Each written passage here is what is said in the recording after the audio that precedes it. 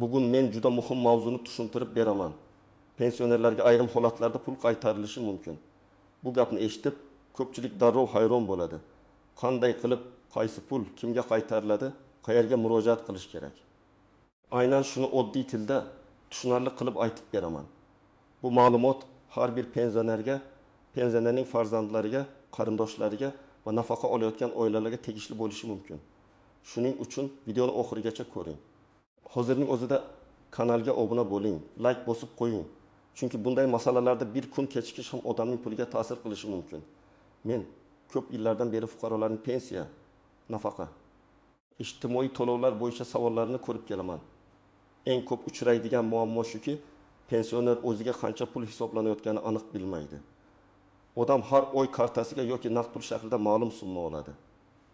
Lekin bu summa nimadan kelib chiqqani, ish staji to'g'ri hisoblanganmi, qo'shimcha ustamalar kiritilganmi, ilgari ushlab qo'lingan pullar qonuniymi, buni hamma ham tekshirib o'tirmaydi.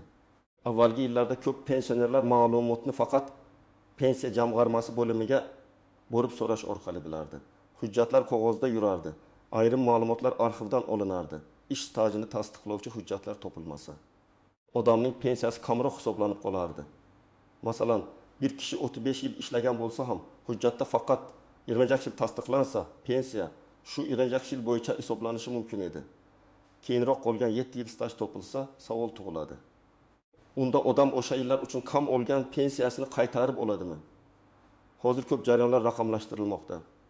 Ish haqi, mehnat daftarchasi, soliq va ijtimoiy to'lovlar haqidagi ma'lumotlar elektron bazalarda ko'rinishi mumkin.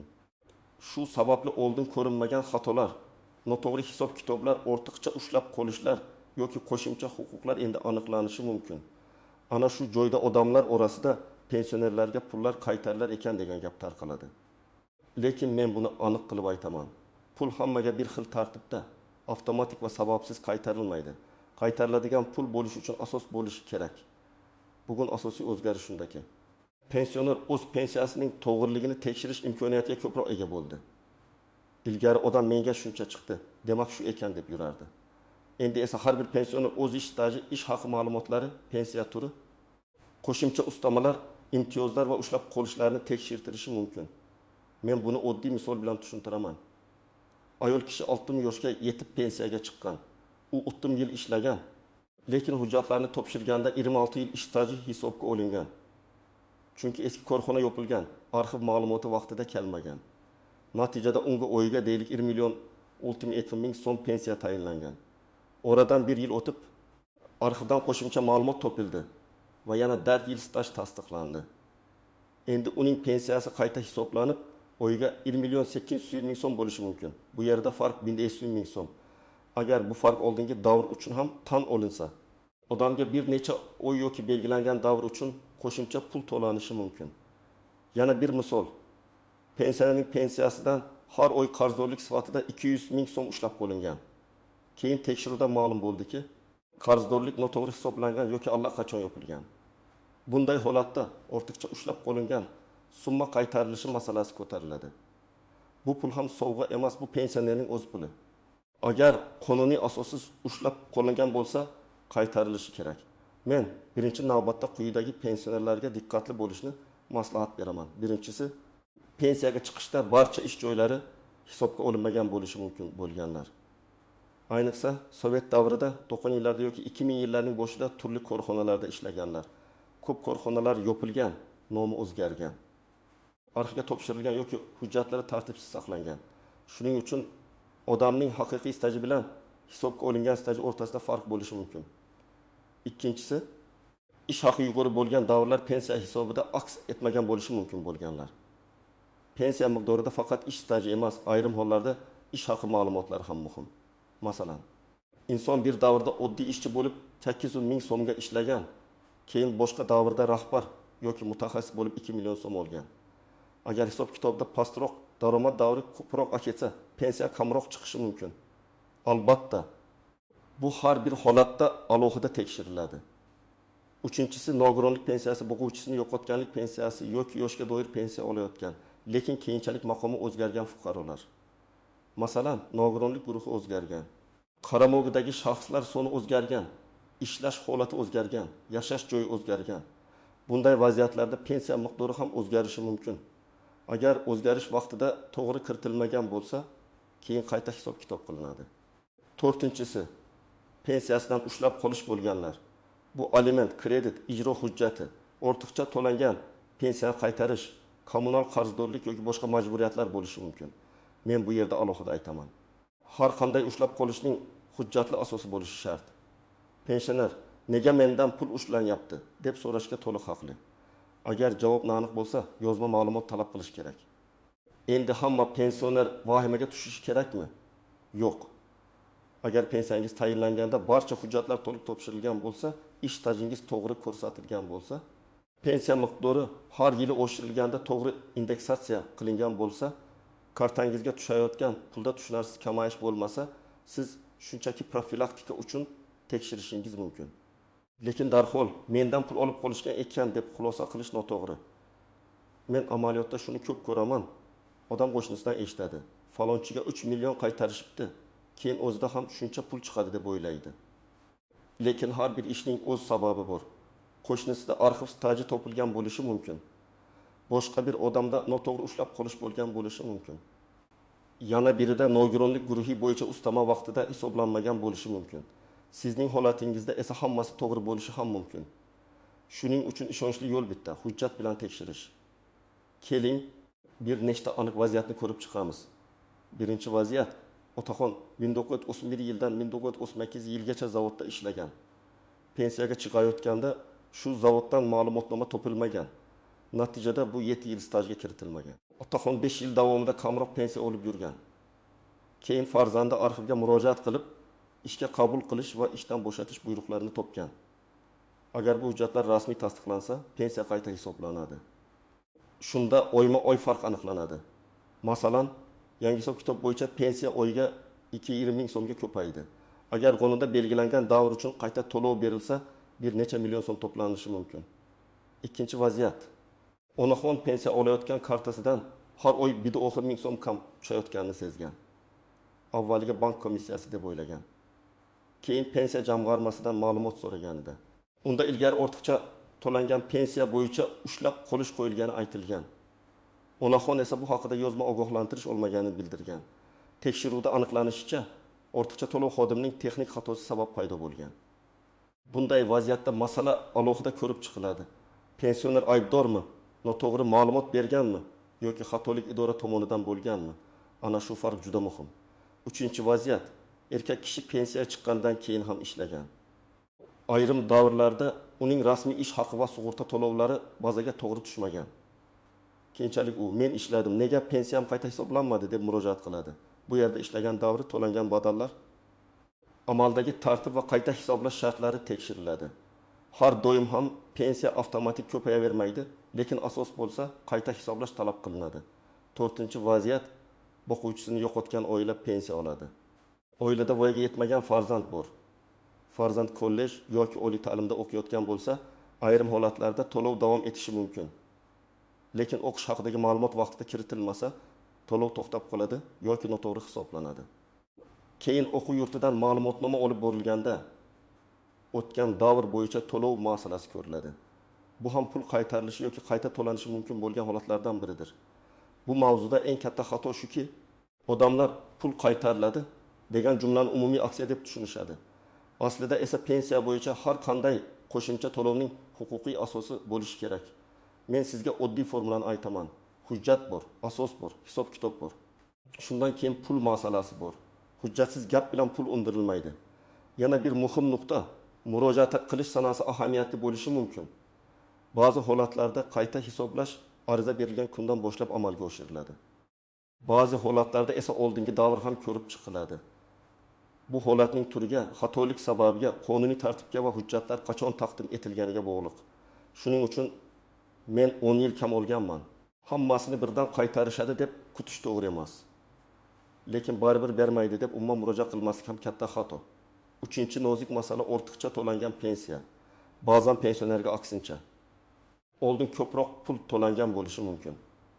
Keyin idora buni aniqlab, qaytarishni talab qiladi. Bu vaziyatda ham hamma narsa avtomatik qabul qilinmaydi. Nega ortiqcha to'langan? pensioner noto'g'ri ma'lumot berganmi? Daromadini yashirganmi? Yashash joyi, ishga kirgani, qaramog'idagi shaxslar haqidagi o'zgarishni bildirmaganmi? Yoki idoraning o'zi hisobda xato qilganmi? Bu savollarga javob muhim. Agar pensioner aybsiz bo'lsa, masala boshqacha ko'riladi. Agar pensioner bila turib noto'g'ri ma'lumot bergan bo'lsa, unda talab qonuniy bo'lishi mumkin. 4-nozik jihat, bank kartasi va naqd to'lovlar. Ba'zi pensionerlar kartaga tushgan summani tekshirmaydi. Pul tushdi, ishlatdik deb yuraveradi. Lekin men har oy kamida bir marta kartaga qancha tushganini yozib borishni maslahat beraman. Pensiya miqdori oshgan oyda qancha oshdi? Ushlab qolish bo'lsa qancha ushlab qolindi? Tushunarsiz farq bormi? Shularni ko'rish kerak. Agar siz raqamlarni yozib borsangiz, keyin idoraga murojaat qilganda gap aniq bo'ladi. Amaliy tomondan eng muhim savol, nima qilish kerak? Men tartib bilan aytaman. Avvalo shaxsni tasdiqlovchi hujjat kerak. Bu pasport yoki ID karta bo'ladi. Keyin pensiya guvohnomasi yoki pensiya olishingizni tasdiqlovchi ma'lumot kerak bo'lishi mumkin. Agar ish staji bo'yicha masala bo'lsa, mehnat daftarchasi, eski ish joylaridan ma'lumotnomalar, arxiv hujjatlari, ishga qabul qilish va ishdan bo'shatish haqidagi buyruqlar nusxasi, ish haqi ma'lumotnomalari kerak bo'ladi. Agar sizning eski korxonangiz yopilgan bo'lsa, qo'rqmang. Bunday vaziyatda tuman yoki viloyat arxiviga murojaat qilinadi. Korxona qaysi hududda joylashgan bo'lsa, o'sha hudud arxivlarida hujjat saqlangan bo'lishi mumkin. Ba'zan korxona nomi bir necha marta o'zgargan bo'ladi. Shuning uchun eski nomi joylashgan manzilini, taxminiy ishlagan yillaringizni, lavozimingizni, bo'limingizni yozib berish foydali. Masalan, men 1997 yildan 1994 yilgacha Toshkent viloyati Chirchiq shahridagi falon zavodda chilangar bo'lib ishlaganman deb aniq yozish kerak. Agar ushlab qolish bo'yicha savol bo'lsa, unda bankdan hisobvaraq ko'chirmasi. Pensiya jamg'armasidan ushlab qolish sababi haqida ma'lumot, ijro hujjati bo'lsa, uning nusxasi kerak bo'ladi. Pensioner har oy qancha pensiya hisoblanganini, qancha ushlanganini va qancha to'langanini bilishga haqli. Men doim aytaman. Og'zaki javob bilan cheklanib qolmang. Yozma javob so'rang. Chunki ertaga nizoli vaziyat bo'lsa, aynan yozma javob dalil bo'ladi. Birinchi manzil odatda yashash joyingizdagi pensiya jamg'armasi bo'lim bo'ladi. U yerga borib, pensiyangiz qayta hisoblanishini, ish stajingiz tekshirilishini yoki ushlab qolish sababi tushuntirilishini so'rashingiz mumkin. Ariza yozganda umumiy gap yozmang. Masalan, pensiyamni tekshirib bering deyish mumkin. Lekin yaxshiroq variant. Pensiyam tayinlanishida 1932-1937 yillardagi ish stajim hisobga olingan-olinmaganini tekshirib, qayta hisob kitob qilishni so'rayman deb yozish. Ikkinchi yo'l davlat xizmatlari markazi orqali murojaat qilish. Ayrim xizmatlarni DXM orqali olish mumkin. U yerda ariza topshirish, ma'lumot so'rash, elektron tarzda yo'naltirish imkoniyati bo'lishi mumkin. Uchinchi yo'l onlayn murojaat qilish. Rasmiy portallar, davlat organlarining virtual qabulxonalari, elektron murojaat tizimlari orqali ham yozma murojaat yuborish mumkin. Internetdan foydalana olmaydigan pensionerlarga farzandlari yordam bersa yaxshi bo'ladi. Agar sizga javob berilmasa yoki javobdan norozi bo'lsangiz, yugurib turuvchi tashkilotga murojaat qilish mumkin. Lekin men bir narsani ta'kidlayman, shikoyat qilishdan oldin birinchi murojaatingiz tartibli bo'lsin. Arizada sanalar, ish joylari, talab, ilova qilingan hujjatlar aniq yozilsin. Menga pul bering degan umumiy talab o'rniga falon davr stajimni hisobga olib, pensiyamni qayta hisoblashni va kam to'langan summa bo'lsa, qonuniy tartibda to'lab berishni so'rayman deb yozish kerak. Men sizga arizaning mazmunini oddiy qilib tushuntiraman. Avval kimga yozayotganingizni ko'rsatasiz. Tuman pensiya jamg'armasi bo'limiga. Keyin o'zingiz haqingizda ma'lumot, familiya, ism, otasining ismi, manzil, telefon raqami. So'ng masalaning mohiyati. Qachondan beri pensiya olasiz? Qaysi davr yoki qaysi holat bo'yicha shubhangiz bor? Keyin talab qayta hisoblash, ushlab qolish sababini tushuntirish, ortiqcha ushlangan pulni qaytarish, stajni qo'shish, arxiv ma'lumotini ko'rib chiqish. Masalan, arizada shunday mazmun bo'lishi mumkin. Men 2020 yildan yoshga doir pensiya olaman. Pensiya tayinlanganda 1995-1990 yillarda ishlagan davrim hisobga olinmagan deb hisoblayman. Ushbu davr bo'yicha arxiv ma'lumotnomasini ilova qilaman. Pensiyamni qayta hisoblab, kam to'langan summa mavjud bo'lsa, belgilangan tartibda to'lab berishingizni so'rayman. Mana shunday aniq yozilsa, mas'ul xodim ham nimani tekshirish kerakligini tushunadi. Agar ushlab qolish bo'yicha bo'lsa, 2024 yil mart oyidan boshlab pensiyamdan har oy 250 ming so'm ushlab qolinmoqda. Bu ushlab qolishning huquqiy asosi. Umumiy qarzdorlik miqdori. Qancha summa ushlab qolingani va qolgan summa haqida yozma ma'lumot berishingizni so'rayman. Agar ushlab qolish asossiz bo'lsa, ortiqcha ushlangan mablag'ni qaytarishingizni so'rayman. Bu juda muhim. Chunki siz aniq hisob-kitob talab qilyapsiz. Bu mavzuda firibgarlardan ham ehtiyot bo'lish kerak. Men pensiyangizdan katta pul chiqarib beraman, oldindan pul bering deydiganlar uchrab turadi. Men aniq aytaman. Rasmiy tartibda pensiyani qayta hisoblatish uchun kimlargadir yashirin pul berish shart emas. Hujjatlaringizni yig'asiz, ariza berasiz, javob olasiz. Agar qonuniy asos bo'lsa, pul rasmiy yo'l bilan to'lanadi. Agar kimdir tanishim bor, tezlashtirib beraman desa, juda ehtiyot bo'ling. Ikkinchi xavf, hujjatlarni notanish odamga berish.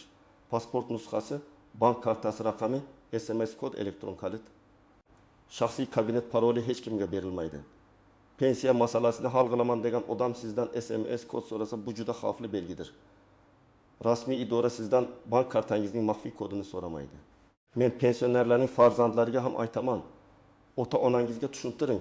Telefon orqali kelgan har qanday pul qaytarib beramiz degan gapga ishonmasin. Uchinchi xavf, noto'g'ri ma'lumot berish. Ba'zi odamlar pensiya ko'payadi deb ishlamagan davrini ishlagan deb ko'rsatishga urinadi yoki soxta ma'lumotnoma qidiradi. Bu juda jiddiy xato. Hujjatlar tekshiriladi, arxiv bilan solishtiriladi, elektron bazalar ko'riladi. Soxta hujjat keyinchalik nafaqat pensiyani qaytarish talabiga, balki huquqiy javobgarlikka ham olib kelishi mumkin.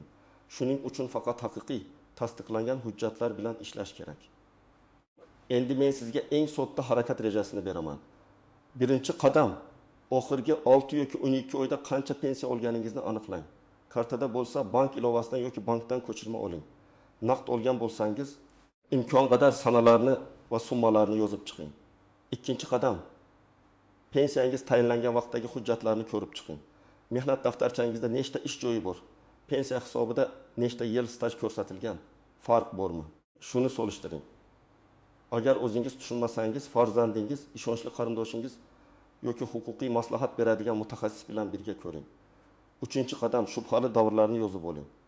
Masalan, 1979-1993 yillar qurilish tashkiloti, 1994 1998 yillar fermer xo'jaligi, 2001-2004 yillar maktabda texnik xodim deb alohida ro'yxat qiling.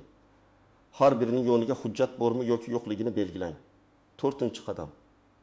Pensiya jamg'armasiga yozma murojaat qiling. Murojaatning nusxasini o'zingizda saqlang.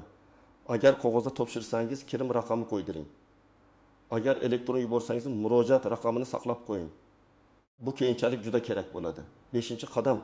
Javobni kuting va javobni diqqat bilan o'qing. Javobda asos yo'q deyilgan bo'lsa, qaysi asos yo'qligini tushuning.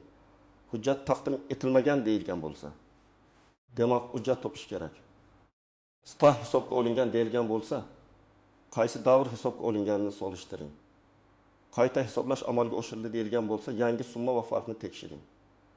6-qadam, rozi bo'lmasangiz, yuqori tashkilotga yoki sud tartibida murojaat qilish imkoniyati bor. Lekin bu bosqichga o'tishdan oldin hujjatlaringiz tartibli bo'lishi kerak. Chunki nizoda his tuyg'u emas, dalil ishlaydi.